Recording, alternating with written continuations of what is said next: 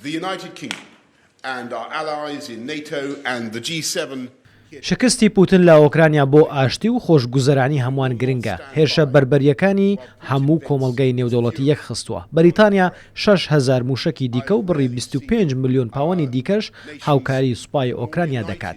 هاوکاریە سەربازیەکانمان بۆ ئۆکرانیا دووهێندە دەکەین. لەگەڵ ئەوەشدا هاوکاریەکانمان بۆ وڵاتانی ئەندامی ناتۆ لەبەرەی ڕۆژهەڵاتی ئەوروپا زیاد دەکەین. سەربازی زیاتری بەریتانی ڕەوانەی بولگاریا دەکەین.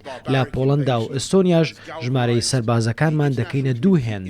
ناتۆ و G7 سوورن لەسەرەوەی گوشارەکان بۆ سەر کرملن زیاتر بکەین بەوەی کا پشت بەستن بە نەوت و غازی رووسیا نەمێنێت و ئاسایشی وزەی خۆمان جارێکی دیکە ڕێک بخەینەوە.